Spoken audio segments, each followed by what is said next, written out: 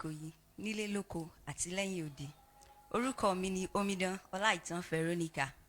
Ní àkókò yìí a fẹ́ kọ́ bí a ti ń ka, bí a ṣe ń kọ àti bí a ṣe ń sọ èdè Yorùbá.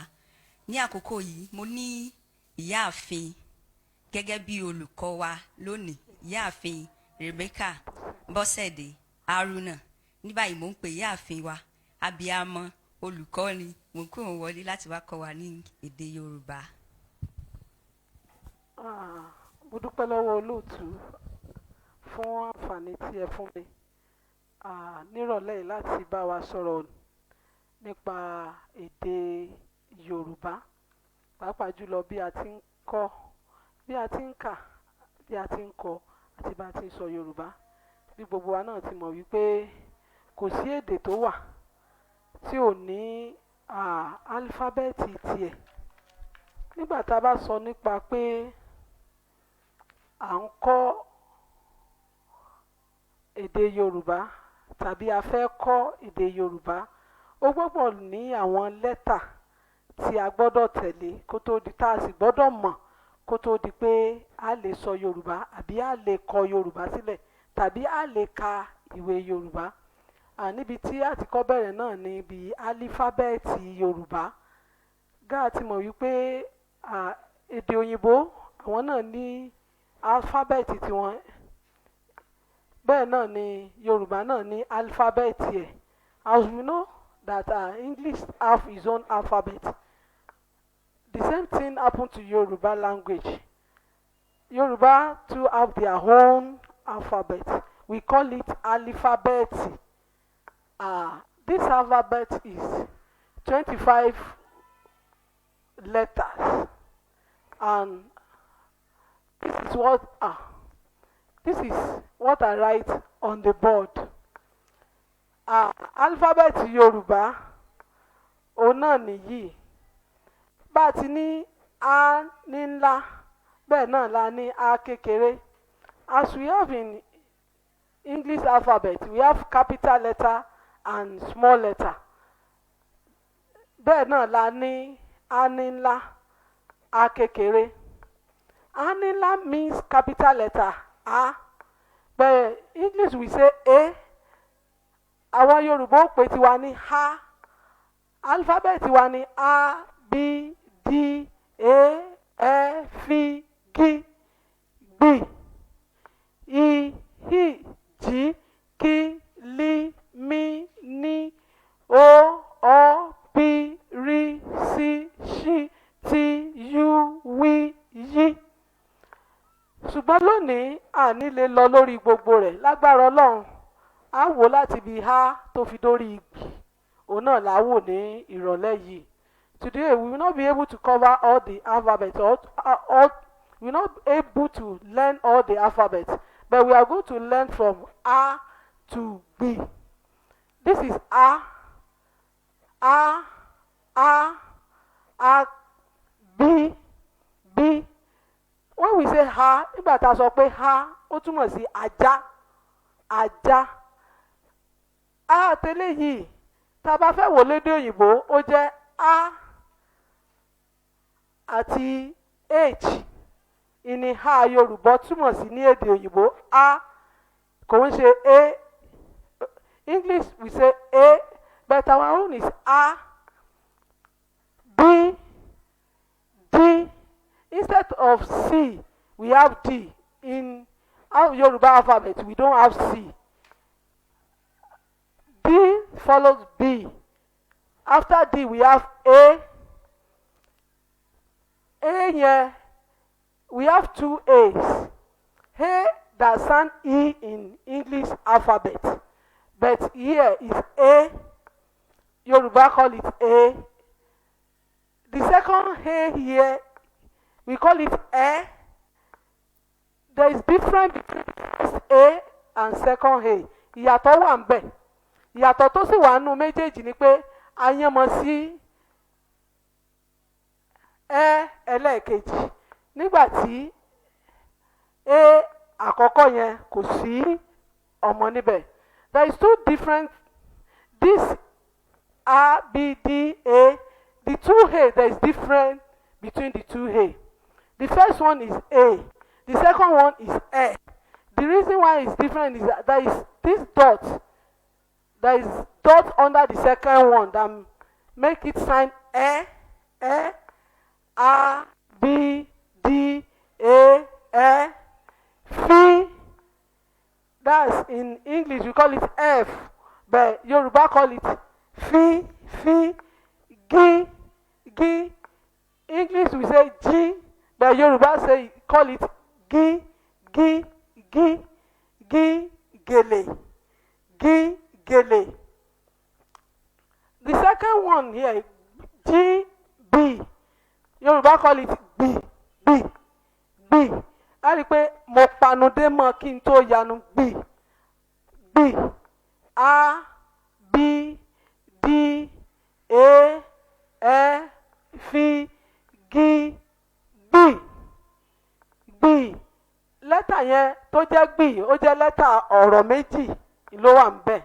Lẹ́tà G àti B bẹ́ẹ̀ tá à ní pè ní G B a máa pè ní B, B, B. A rí pé ẹnu mi méjèèjì so papọ̀ nígbà pé atẹ́gùn wá ti jáde pẹ̀lú agbára òun náà ní B. This GB letter we are not going to call it GB but we call it in Yoruba B, B. The two lips move together and there is a force from my mouth that's B, B. It means a letter, not two letters in Yoruba alphabet. This A, when we say A, B, A, Aja, A that stands for Aja, Aja means dog. Ha, Aja. When we say A, B, D, A, E, F, G, B. Ha, the first alphabet. Alphabet alákọ̀ọ́kọ́ tá a lè lò fún A, Aja. Kí ni ìtumọ̀ Aja? Aja, dog. Ha, we use it for Aja. Aja means what? Dog. B, alphabet ẹlẹ́ẹ̀kejì yẹn tá a pè ní B, òun náà la pè ní B, bàtà. B, bàtà. Bàtà means shoe. B, bàtà. D, D, a lè pè ní dúró, dára, dada. Dada is the name of a woman being, is the name of person. Dada, dara. D for dara, D, dara. He, ètò jẹ́ alphabet ẹlẹ́ẹ̀kẹrin tá a pè ní he. A, ẹyẹ. Ẹyẹ is bird. A, ẹyẹ. A ẹlẹ́ẹ̀kejì tí mo sọ wípé àyànmọ́sóhun nídìí tó mú ìyàtọ̀ bá a fi ń pè òun ní he, àní pè ní he mọ́ nítorí pé a ti yan ọmọ kan sí lábẹ́ òun náà la fi ń pè ní ẹ.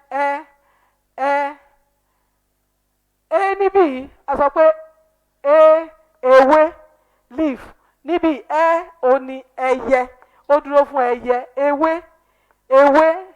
AB ó dúró fún ewé leaf. Nígbà tí ta yan mọ́ sí ìdí tó mú ìyàtọ̀ bá A méjèèjì yẹn òun náà la pè ní ẹyẹ. Ẹyẹ. Nígbà tí fìlà. Fìlà hat or cap, we can call it hat or cap. Fìlà òun náà ni alphabeti fi. G àwọn ò kí ń pè ní G. English alphabet, in English we call it G, but in Yoruba alphabet we call it G. Gèlè. Gèlè ní tie tí àwọn obìnrin máa ń wé òun náà ló dúró fún gèlè. B, lẹ́tà méjì tá a so pọ̀ tó jẹ́ ẹyọ kan òun náà la pè ní B. GB òun náà ni GB òun la ń pè ní B. Tá a bá wo bí mo ṣe kọ́kọ́ sọ lákọ̀ọ́kọ́ bí a ti ní capital letter nínú èdè òyìnbó, as we have capital letter in English alphabet, so also we have capital letter in Yoruba. When we say capital letter in Yoruba we say A ní ńlá. Capital ní ńlá means A ní ńlá means capital letter A. Small letter A means a kékeré, in tó bá kéré, something that is small. That's Yoruba call it kékeré. So àwa náà ní bí pé Yorùbá a ní ńlá, a kékeré, capital letter A, capital letter B, a ní ńlá, a kékeré. Níbi náà a ní B ní ńlá, B kékeré, D ní ńlá, D kékeré, A ní ńlá, A kékeré, E ní ńlá, E kékeré, F ní ńlá, F kékeré, G ní ńlá, G kékeré, a sì níbí náà ni B ní ńlá, B kékeré. Bí mo ṣe sọ fún wa, mo rò pé ó ti yé wa, ìwọ̀nba bí tí mo dé lónìí mo rò pé a lè sọ ohun tí àwọn alifábẹ́ẹ̀tì yẹn dúró fún. A, B, D, A, F, G, B. Mo fẹ́ ká kà tẹ̀lé mi o. A, B, D, A, F, G, B. Kó má bàa dàrú, ibi tí a fi àdàgbà ètò tòní nípa alifábẹ́ẹ̀tì Yorùbá tá a fi rọ̀ sí nì. Mo sì sọ fún wa wípé mi mọ̀ bóyá a lè rántí o. Mo ní A dúró fún ajá, B dúró fún bàtà, D dada, name of a person, A dúró fún ewé, leaf, ewé, leaf, E tó ní ọdọ́ọ̀tì nídìí, tó ní ọmọ nídìí, a pè ní ẹyẹ, ẹyẹ, bird. Nígbà tí F tó jẹ́ fìlà á rí nínú fìlà jẹ́ hat tàbí cap. Nígbà tí G, alifábẹ́ẹ̀tì Yorùbá pè ní G, wọn alifábẹ́ẹ̀tì òyìnbó pè ní G. G dúró fún gèlè, it means woman hair tie. Gbẹ̀ngà, alélògbì, Gbẹ̀ngà or gbàgùdá, Gbẹ̀ngà, gbàgùdá, Gbẹ̀ngà. Gbàgùdá is cassava. Ẹ̀gẹ́. Gbẹ̀ngà is a name of a person. Gbẹ̀ngà. Pẹ̀lú agbára Ọlọ́run, nítorí àkókò wa, àbí kí ẹ̀kọ́ yẹn kó lè yé wa dáadáa, àní ju bí lọ ní òní. Ní agbára Ọlọ́run á tẹ̀síwájú láti bí níbi gbì láti dá. Ṣùgbọ́n kó tó di pa lọ, mo fẹ́ kí n ka gbogbo alifábẹ́ẹ̀tì yẹn fún wa kí o lè A, B, D, A, F, G, B, I, G, K, L, M, N, O, P, R, S, Š, T, U, W, Y. Báyìí ní alifábẹ́ẹ̀tì Yorùbá tá mo pè ní lẹ́tà mẹ́ẹ̀ẹ́dọ́gbọ̀n, òun náà ní alifábẹ́ẹ̀tì yẹn. Bó tilẹ̀ jẹ́ pé nínú alifábẹ́ẹ̀tì yẹn náà a ní fáwẹ́lì àti kọ́nsọ́náǹtì nínú alifábẹ́ẹ̀tì yẹn, bẹ́ẹ̀ tí lẹ́tà mẹ́ẹ̀ẹ́dọ́gbọ̀n 25 lẹ́tà, òun náà ni ó jẹ́ alifábẹ́ẹ̀tì Yorùbá. Nínú rẹ̀ a pín sí méjì bí a ṣe ní consonant àti fáwẹ́lì àti consonant, as we have vowels and consonants in English alphabet. Also we have vowel and consonant in Yoruba alphabet too. By God's grace, we continue next week from where we stop today. Ẹ ṣeun, àdúpẹ́, Olúwa ràn wá lọ́wọ́. Ẹ ṣeun gan-an, ẹ kú farabalẹ̀ wá látàárọ̀. Mo gbàdúrà pé lọ́jọ́ mẹ́jọ wọn ò ní fi yín ṣàwátì, bẹ́ẹ̀ náà ni wọn ò ní fáwa náà ṣàwátì lórúkọ Jésù. Ẹ pàdé wa lọ́jọ́ mẹ́jọ. Ẹ̀yin láàmú bá àwa lẹ́ẹ̀mọ́ rí.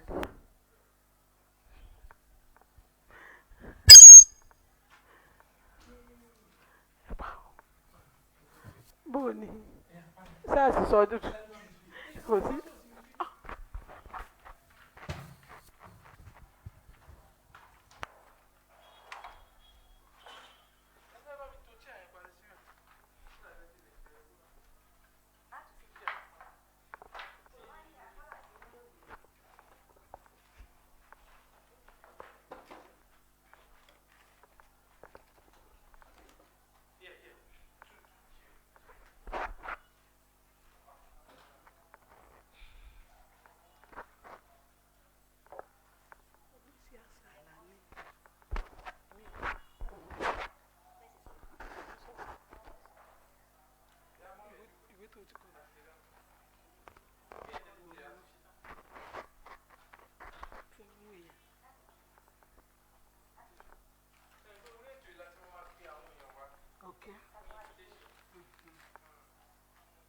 sọ pé mi lè pè lónìí àbí kí lè pè.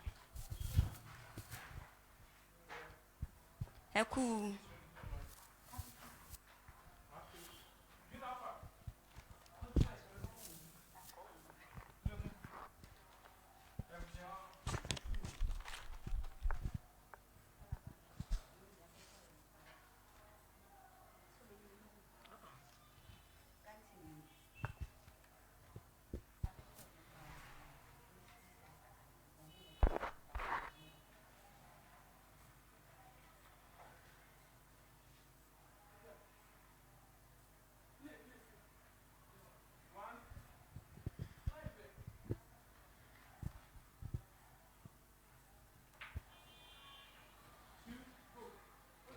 ẹ kú dédé àsìkò yìí nílé lóko àti lẹ́yìn odi lẹ́ẹ̀kan sí i.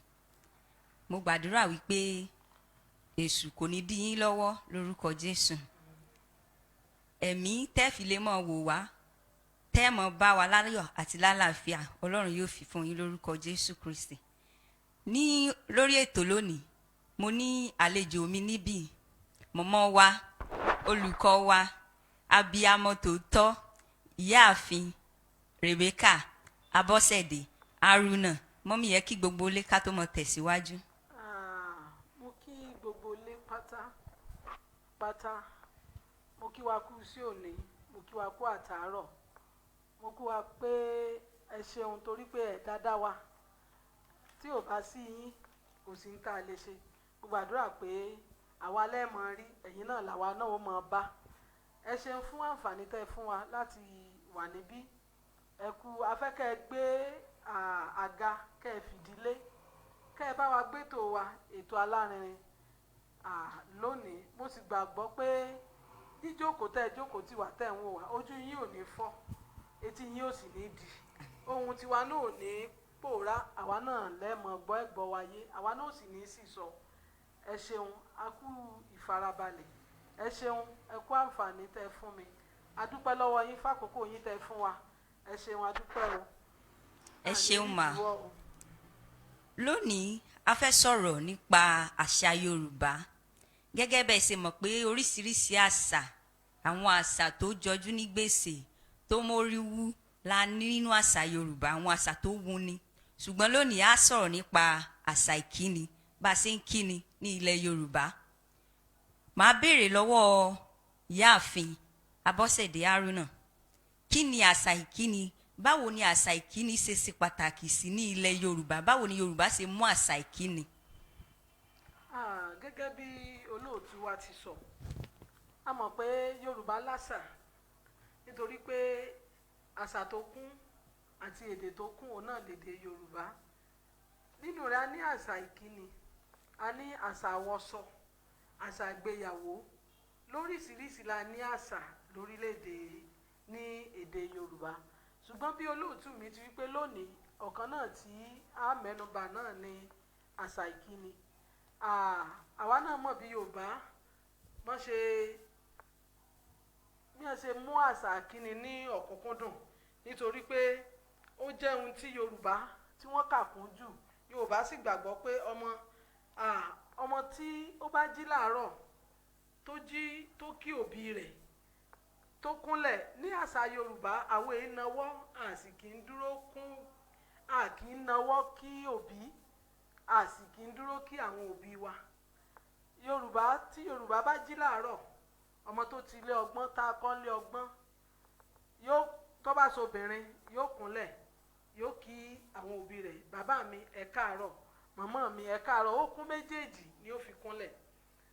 Tó bá sì sí ọmọkùnrin náà ni yóò dọ̀bálẹ̀ tó bá ti jí. Ó tilẹ̀ jẹ́ pé nínú yàrá kan náà ni wọ́n sùn, nínú ilé kan náà ni wọ́n sùn, ṣùgbọ́n bọ́mọ tí a kọ́ lé ọgbọ́n tá a wò lé mọ̀ràn, ó gbọ́dọ̀ ṣe kí ni? Ó gbọ́dọ̀ dọ̀bálẹ̀ lọ́kùnrin láti kí àwọn òbí rẹ̀. A sọ pé Yorùbá mọ̀ pé ìwọ òmùgọ̀ ni, kódà bí èèyàn bá kọjá tẹni tá a mọ̀, ẹni tá a mọ̀ tá a kí, Yorùbá ka ẹni bẹ́ẹ̀ kún òmùgọ̀, nítorí pé Yorùbá wọ́n jẹ́ ẹni tó mú àṣà ìkíni lọ́kùnkúndùn. Ẹni tí kò bá kíyàn, Yorùbá kà kún òmùgọ̀, tàbí ẹni tí àǹkàní rẹ̀ tàbí ọpọlọ rẹ̀ ó kù díẹ̀ káàtó. gẹ́gẹ́ bí Yorùbá ṣe mú àṣà ìkíni ní òkúnkúndùn. mọ́mì ẹ mọ̀ pé àwọn oríṣiríṣi bá ṣe ń kíyàn láàárọ̀ bá ṣe ń kíyàn lọ́sàn-án ṣe pé Yorùbá ní àwọn àṣà ó sì ní ìdáhùn tí wọ́n ò fún ọ tó bá sọ pé bàá mi ẹ káàárọ̀ mọ́ mi ẹ káàárọ̀ ó ní bí wọ́n ṣe dáhùn báwo ni Yorùbá ṣe ń dáhùn tí ó jẹ́ pé orí ọmọ gan ó wù láti lè mọ kí òbí rẹ̀ lójoojúmọ́. Gẹ́gẹ́ bí mo ṣe sọ wípé Yorùbá láṣà àṣà náà ní inú àṣà yẹn náà láti ní oríkì orílẹ̀ nítorí pé Yorùbá kan jẹ́ orúkọ sápáná Yorùbá ní orúkọ wọn ní ìtumọ̀ orúkọ àṣà ìsọmọlórúkọ náà wà nínú àṣà nínú rẹ̀ ni nígbà tí a bá kí ọmọ nígbà tá a bá bí ọmọ yẹn á fún lórúkọ ìgbà tá a bá fọmọ lórúkọ tán yóò tún ní oríkì ọmọ yẹn ní oríkì àwọn oríkì bẹ́ẹ̀ náà ni pé bó bá so obìnrin àjọkẹ́ àríkẹ́ àbíkẹ́ àlàkẹ́ àjíhùn àkànkẹ́ tó bá sì ṣe ọkùnrin ní ibẹ̀ náà ni wọ́n sọ àkànó àlàbí àkànní gbogbo ẹ̀ bá ń bà wọ́n tí ọmọ bá jí láàárọ̀ tó bá kí bàbá rẹ̀ tóbi tó ti kúnlẹ̀ bí ìgbà pé bàbá mi ẹ káàárọ̀ o ẹ kú ìtọ́jú mi ẹ ṣeun bàbá náà ó kí pé Abọ́sẹ̀dé Àjọkẹ́ ṣáàjí dáadáa ọmọ kìnnì kan ọmọ gbèdè ọmọ tó bá sọ olúgbọ́n ni wọ́n ní ọmọ olúgbọ́n àgbé oríkì ilé kọ̀ọ̀kan ní oríkì tiẹ̀ so bọ́ bá ti jí tó bá ti kí bàbá rẹ̀ wọ́n ó kí lórúkọ tí jẹ́ orí tiẹ̀ náà wù ẹlòmíì wá láti ilé Ògún ẹlòmíì wá láti ilé olúgbọ́n ẹlòmíì wá láti ilé Àrẹ̀sà Yorùbá ní láti sọ pé Yorùbá ní oríṣiríṣi àṣà yẹn wà ń bẹ̀ débi pé tí wọ́n bá ti jí láàárọ̀ tó bá ti kí bàbá rẹ̀ náà ó kí orí tiẹ̀ náà ó tòun bẹ́ẹ̀ náà nìyá rẹ̀. mọ́mì yẹn ṣeun gan abálájọ tí wọ́n fi ń pe Yorùbá ní ọmọ káàárọ̀ òjíire àṣà Yorùbá ó mọ̀ wú ni o tọmọ bá kí bàbá a ní Àṣàkẹ́ ọmọ ọyá ọmọ ọyà káàárọ̀ sáà jí dàbí a jẹ́ wípé nínú ọ̀rọ̀ nínú ìkíni ní káàárọ̀ òjíire ti jáde. mọ́mì àwọn ìbéèrè kan wà tí mo fẹ́ bi yín bí torí àwọn ẹlẹgbẹ́ mi tó wà ń tà tí wọ́n bá fẹ́ kíyàn lẹ́yìn good morning good evening good afternoon good night ìlàwà mọ̀ báwo náà ṣe ń kíyàn láàárọ̀. mo rò pé ìdí tí a fi gbétò yìí náà kalẹ̀ ni nítorí pé ọ̀pọ̀lọpọ̀ wa ní ìsìn àti ẹ̀mọ̀ bá tẹ́ kíyàn nílẹ̀ Yorùbá ọmọ èbó òbí rẹ̀ lọ́wọ́ ṣùgbọ́n ní ìsìn níbi tí ọ̀làjú dé ó di kọ́ ọmọ ó dìde yóò dúró náà ní òkè òbí ọmọ tó bá fẹ́ lọ́mọ tó jọmọ Yorùbá gidi kèébó òbí lọ́wọ́ ní Yorùbá sọ pé káàárọ̀ òjíire ẹ̀yìn kan kíyàn lẹ̀ ní ìkí kan pé good morning ní wọ́n á fi pé gbogbo ọmọ èdè Yorùbá ní káàárọ̀ òjíire tí o bá sọ pé káàárọ̀ wọ́n ó bi ọ́ léèrè pé sáà jí dáadáa só o jíire ṣé dáadáa ló jí àwọn èèkàn sọ òyìnbó tí sọ̀rọ̀ sápáná òyìnbó ní good morning òun kálukú ń lọ tiẹ̀ nu ṣùgbọ́n àṣà Yorùbá kún débi pé wọ́n ó bi ọ́ léèrè pé kò sí tí Yorùbá ò ní kíkí fún kéèyàn bá lọ wẹ̀ à ń kí ẹ kú wẹ̀ o béèyàn bá bímọ ó ní bá a ti ń kẹ́ni tó bímọ téèyàn bá ń tajà ó ní bá a ti ń kó ní ìtajà ó ní ẹni tí ń tajà kódà ẹni tí ń gbọ̀nsẹ̀ ó ní bá a ti ń kí wọn kẹ́ ẹ lè mọ̀ pé bí Yorùbá tó kún la fi pè wá ní káàárọ̀ òjíire Yorùbá èkìyàn sápọ́ná tí wọ́n bá kí wọn ní ó ṣeun ọmọ kínní kan ọmọ tàmẹ̀dò ọmọ wọn ò tún kí ọmọ délédélé ṣùgbọ́n ọmọ tí ọba lè kíyàn wọn ní ọmọ àlè wọ ìta ló bí ọ wọn ò tún bú délédélé ìdí tó fi ṣe pàtàkì ni pé Yorùbá máa ń kíyàn láti pè ní káàárọ̀ òjíire ní gbogbo tẹ́ bá ti kí wọn ní kì í ṣe good morning nìkan bí èdè òyìnbó wọn kíyàn ṣáàjí dáadáa ṣàlàáfíà ni sóòsùnre bóò ni sí ò sí yọnu Yorùbá ní kíyàn ní kì í tí wọ́n sì tún fi àpọ́nlé sí i tí wọ́n fi kíyàn téèyàn bá kíyàn láàárọ̀ ẹ káàárọ̀ wọn ò ní ṣáàjí dáadáa la fi pé gbogbo èdè Yorùbá ní ọmọ káàárọ̀ òjíire tó bá ti kí bàbá rẹ̀ tàbí kíyà ni pé ẹ káàárọ̀ wọn ò ní ṣáàjí dáadáa ṣàlàáfíà ni tí ò sí yọnu. mọ́mì tó bá sì ṣe tọ̀sán náà kíkí wà fún un. mọ́mì ẹ sọ bá a ṣe ń kíyàn lọ́sàn ìrọ̀lẹ́ àti àṣálẹ́. tó bá ti ní ẹ káàsán o ẹ kú oorun o bí wọ́n ti kí wọn náà ẹ káàsán o ẹ kú òrùn o sí ìyọnu o sórùn ọ̀pá yín pọ̀ o tó bá sì sòjò náà tó bá sì ṣèrọ̀lẹ́ ìrọ̀lẹ́ náà là ń pè ní àṣálẹ́ láti bí ọwọ́ aago 4 lọ sí bí ọwọ́ aago 6 ó ti di ìrọ̀lẹ́ nìyẹn ní Yorùbá náà ń pè ní àṣálẹ́ ẹ kúrọ̀lẹ́ o wọ́n á ní ẹ kúrọ̀lẹ́ ẹ kú àtàárọ̀ o Yorùbá ó tún fi kún un pé ẹ kú àtàárọ̀ o sọ́wọ́ yá o sí ìyọ ẹ rí i pé ńgbà tá a bẹ̀rẹ̀ ètò a kí wa pé a kú àtàárọ̀ a kú iṣẹ́ sí ìyọnu tó bá sì ṣe lálẹ́ náà ni a ní kíkí fún talẹ́ náà àbí bẹ́ẹ̀ kọ́ ni bẹ́ẹ̀ ni olóòtú mi a ní kíkí fún talẹ́ wọn ni ẹ káalẹ́ o ẹ kú àtàárọ̀ o dáadáa tẹ́yìn èèyàn bá sì ń lọ sùn kódà bí èèyàn gbàdúrà tán á ní tọ̀ dáadáa láàjì o òun ò ní torí mi wá pè ọ́ o àní sáré ríra o inú re lásùn o ẹni pé Yorùbá ní ìkí fún gbogbo ẹ̀kọ́ yẹn.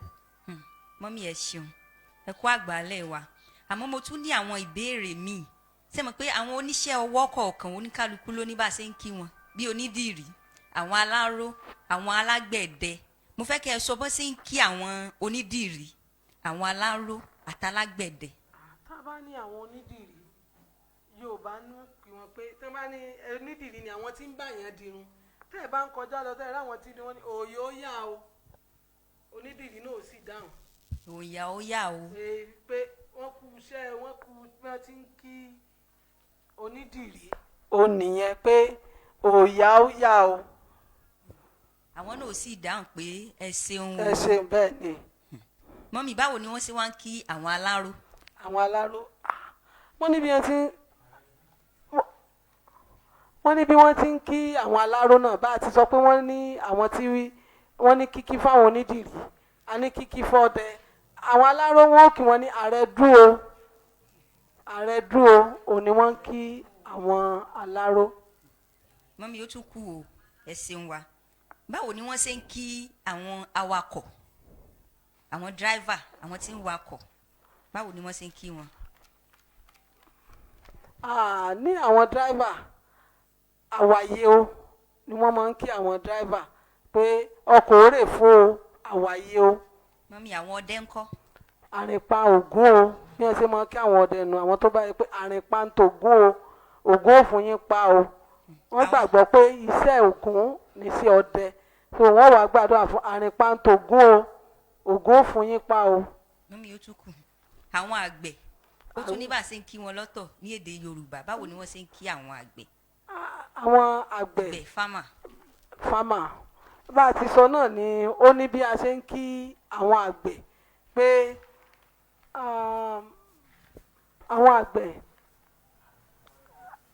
àwọn àgbẹ̀ tó yẹ pé wọ́n jẹ́ fámà wọn tí wọ́n ń dáko àwọn ò sọ fún wọn pé àròkọ bọ́dún dé o òun náà ni wọ́n fún àwọn bẹ́ẹ̀ ni wọ́n ṣe ń kí àwọn àgbẹ̀ pé àròkọ bá ọdún dé o bẹ́ẹ̀ ni wọ́n ń kí àwọn àgbẹ̀. mọ́mí ó tún kù àwọn ìyá wa tí wọ́n wá ń lọ sọ́jà tí wọ́n ń tajà tí wọ́n ń rà tí wọ́n ń tà báwo ni wọ́n ṣe ń kí àwọn náà. a kú káràkátà ni ẹ kú ọrọ̀ ajé o ẹ kú káràkátà o sájé wá o báà láti kíra ẹ kú ọrọ̀ ajé o a kú káràkátà sájé wá o àwọn náà ní kíkí tí wọ́n ń dá ẹ rí i pé níbí ní orílẹ̀-èdè ti orílẹ̀-èdè Ghana tí wọ́n bá kí wọ́n ní ẹ kú ọjà ṣe é rí gbà o ṣe é ta o a rí i pé oníkálukú ló ní kíkí. mọ́mí a sọ̀rọ̀ onídìrí lẹ́ẹ̀kan nígbà tẹ́ ní tán bá kí onídìrí pé òòyà ọ̀yà báwo ni wọ́n ṣe wá kí àwọn ẹni tí wọ́n ń dirun fún. wọ́n ní kíkí fún ẹni tó ń dirun fún àwọn yẹn gangan wọ́n dàpọ̀ sámi lọ́jà àwọn gangan ní bí wọ́n ti dáhùn wọ́n ní ẹ kú ẹwà ẹ ṣeun wọ́n sọ fún ẹni tí ń dirun pé ẹ kú ẹwà o òun náà ní o ẹ ṣeun o ẹ kú ẹwà ni wọ́n kẹ́ni tí ó ń dirun ẹ ṣeun. mọ́mí ẹ ṣeun wa ló wá ṣeun. a mọ̀ rí yín bá lórúkọ Jésù ẹ pẹ́ fún wa ẹ pẹ́ wá jìnnà lórúkọ Jésù Kristi. báyìí ni ètò àṣà ìkíni lónìí mo mọ̀ pé lọ́jọ́ mẹ́jọ a ó sọ̀rọ̀ nípa oríṣiríṣi àṣà mìíràn àṣà ìwọṣọ a sọ̀rọ̀ nípa àṣà ìwọṣọ àṣà ìgbéyàwó bá a ṣe ń lọ ọlọ́run yóò mọ̀ bá wa lọ lórúkọ Jésù. Àmín. ẹ̀yin láàmọ̀ dé bá ẹ̀yin náà ẹ̀ mọ̀ bá wa lórúkọ Jésù, ẹ̀ mọ̀ bá wa láyọ̀. mọ́mì a ṣeun adúpẹ́ òní a mọ̀ rí yín bá lórúkọ Jésù Kristi, ẹ pọ̀n wá jìnnà. Àmín o. ẹ ṣeun fáfàní tẹ́yin náà fún mi. Yes ma. ẹ ṣé mo dúpẹ́ o. Yes ma.